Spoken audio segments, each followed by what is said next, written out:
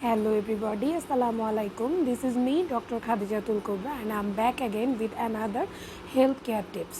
আজ আপনাদের সাথে কথা বলবো যে কেন আপনাকে অনেক ক্ষেত্রেই আমরা অ্যান্টিবায়োটিক খেতে না করে থাকি। দেখা যায় আপনারা অনেকেই কথায় মুরগির মতো অ্যান্টিবায়োটিক খেয়ে থাকেন।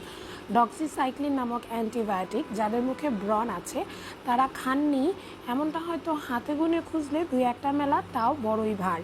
জি, আজকে এই বিষয় নিয়েই কথা বলবো এবং আশা করছি পুরো ভিডিও জুড়ে আমার সাথে থাকবেন। আমি ডক্টর খাদিজাতুল কুবরা, কাজ করছি অ্যাস্থেটিক ডার্মাটোলজিস্ট হিসেবে।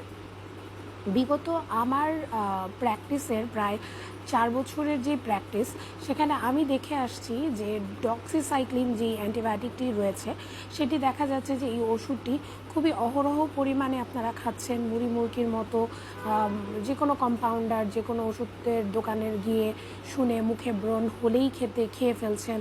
হ্যাঁ, মুখে ব্রণ হওয়াটা খুবই একটা দৃষ্টিকটু লাগে। দেখা যায় যে আমাদের কোনো প্রোগ্রাম থাকে বা ওই টাইমের আগেই হয়, মেনস্ট্রুয়েশনের আগে যখন হয়, অনেক কিছুতেই ফেস করাটা একটু প্রবলেম হয়ে থাকে। সেক্ষেত্রে আপনি প্রথমে যেই নিয়মটি আপনাকে মেনে চলতে হবে সেটি হচ্ছে হাত দেওয়া যাবে না। অনেকে আছে একনির জন্য ব্রন স্টিক ইউজ করেন, সেখান থেকে পাসটাকে বের করার জন্য। সেক্ষেত্রে যেটা হয় যে আপনার ইনফ্লামেশনটা ছড়িয়ে যেতে পারে এবং ওটার জন্য দাগটা কিন্তু একদম পার্মানেন্টলি বসে যায়। এছাড়া যেটা হয় যে আপনি এটা যদি করেন তো ইনফ্লামেশনটা যেহেতু ছড়িয়ে যায়, আদার্স জায়গাতেও কিন্তু ইনফেকশনটা বসে যায়। এটা না করে আপনি যদি একনি প্যাচ ইউজ করেন, সেক্ষেত্রে দেখা যায় ব্রণটা মরে যায়। বা আপনার স্কিন দেখে আমরা ডক্টররা আপনাকে কোনো কিছু যদি প্রেসক্রাইব করি, সেক্ষেত্রে ব্রণটা মরে গিয়ে দাগ না হওয়ারও সম্ভাবনা থেকে যায় যদি আপনি আমাদের কথা মতো ফলো করেন। তো দেখা যায় যে কথায় ডক্সিসাইক্লিন খেয়ে নিলে, হ্যাঁ, ডক্সিসাইক্লিন খেলে আপনার ব্রণটা ওই মুহূর্তে মরে যায়, ওটা ঠিক আছে। তবে হ্যাঁ, আপনার কিডনির ক্ষতি হয় এবং দেখা যায় যে আপনার কিডনির এতটাই বড় ক্ষতি হয়ে যায় যে ধীরে ধীরে আপনি এটার জন্য খুবই মারাত্মক পরিণতিতে পোহাতে হয়।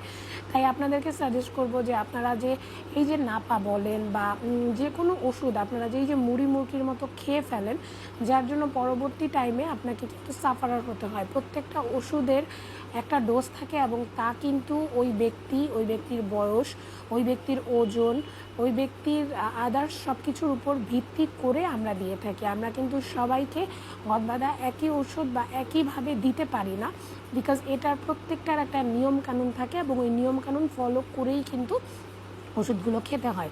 তাই আসুন আর মুরগির মতো এভাবে ওষুধ না খেয়ে, স্পেশালি ব্রণ হলে যে ডক্সিসাইক্লিন আপনারা কথায় খেয়ে থাকেন, সেটি না খেয়ে আপনারা দ্রুত একজন চিকিৎসকের পরামর্শ নিন। সবাইকে অসংখ্য ধন্যবাদ আজকের ভিডিওটি দেখার জন্য। আমার ফেসবুক, ইউটিউব, টিকটক সব জায়গায় আমি হেলথ টিপস প্রোভাইড করে থাকি এবং যদি নিয়মিত আমার ভিডিও দেখতে চান, অবশ্যই আমাকে সব জায়গায় লাইক, ফলো, সাবস্ক্রাইব করে রাখতে হবে। সবাইকে অসংখ্য ধন্যবাদ। খুদা হাফেজ। আসসালামু আলাইকুম।